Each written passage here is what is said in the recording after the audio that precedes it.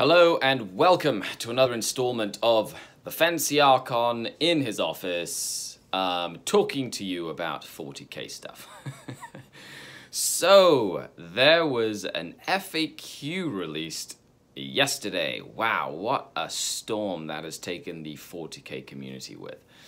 And here I am to kind of just give you my initial impressions of the FAQ itself.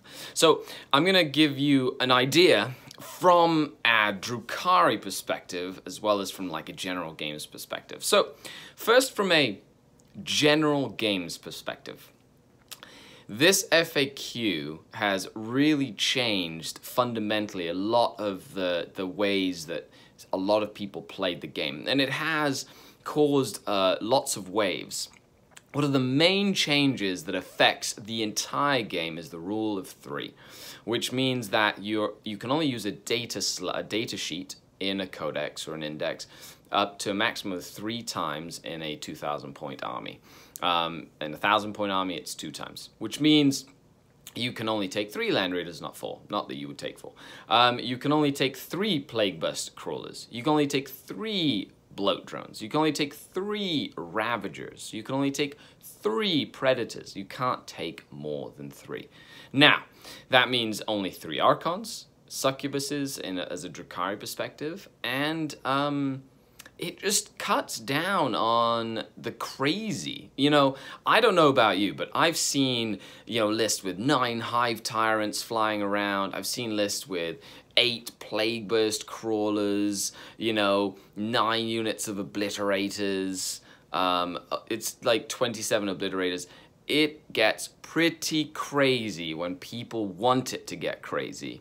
And as a player like myself that, yes, I play a good game. I have some fun at tournaments. I feel like I'm a tactical thinker and I'll get you, that sort of thing, like with tactics and strategy. Sometimes some matchups can get rather crazy when faced against something that's just completely out of the blue, but completely legal to play. So this rule of 3 really changes fundamental aspect of the game, reducing the amount of what we will call spam, like this, so that it's not just the same thing or the best unit in your book over and over and over. It forces you to think outside the box and to look for redundancy in a list without having to use the same unit over and over. Hey, I was gonna run a list with 9 Ravagers, but now I can't. I own 3 Ravagers, which is fine. Now, this rule is excellent for a collector like yourself and like me, because you've collected a variety of different things over time. And so you have your 3 Ravagers, or you have your 3 units of Incubi, or whatever it is, or 3 units of Mandrakes. But it stops a lot of the stupid, like min-maxing Dark Reaper units and having 5 3-man Dark Reaper units, all with Tempest launchers. It's only good. It is only good for the game. So stick with it, play with it, enjoy it. So that was like the main biggest one. The other biggest change to the game is the way reserves and deep strike work. Like, there's a lot of deep strike mechanics in the game, and you now have to keep at least not only half your units on the board, and they clarified that units in a transport count as being on the board for this, but also you have to have at least half your power level worth of models on the board as well. So you can't just put like 3 really shitty units on the table and then put 3 like very expensive units in reserve. You kind of have to balance it out. Interesting. It means that you have to kind of commit a lot of your army to the table, and you can't just put everything in reserve to prevent a lot of damage from happening. Now, in a counterweight place, now if you deep strike on the first turn, you may only deep strike within your deployment zone, which really changes a lot of the alpha strike lists. Nowadays, or before this FAQ, you'd have a lot of games finish turn 2 and 3 because turn 1, an enemy would deploy right in your grill, with Deep Strike, and you didn't even have a chance to go first, and he would just run in and murder you with like anything, really. Now that's still gonna work with Alpha Legion and things like that. Like, you have to still be careful, and you have to screen your units. But it's definitely gonna change the dynamic of the game, and that is good. It is very good.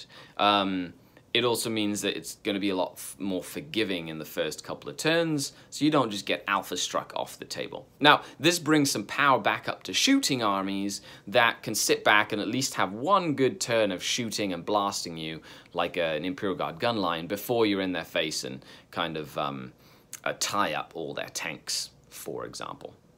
Now, the other big rule change that I noticed was you may not move again after you've deep struck, which means a unit that deep strikes can't be quickened, they can't soul burst to move, they can't fire and fade, they can't be swarm lorded up the board, which means that, you know, a unit that deep strikes is in a good position, but they can't just like additionally move in your face, and that's a good balance thing. You know, I feel like it's gonna really tackle things like swooping hordes, like shining spears or gene stealers or things that would just get in your grill real quick.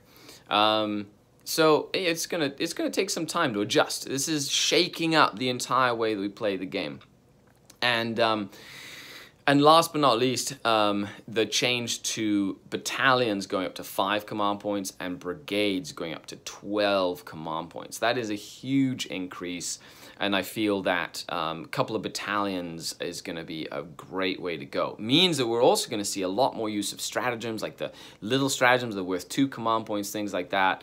You know, there'll be a lot more use of stratagems in game. So, to round it off, I'm going to go and talk a little bit about what I think the Drukhari will benefit from. First of all, there was an FAQ for pretty much every single book that you can imagine. Now, if you don't know where to find the FAQs, I've put a link down below to the Warhammer community site, the 40K.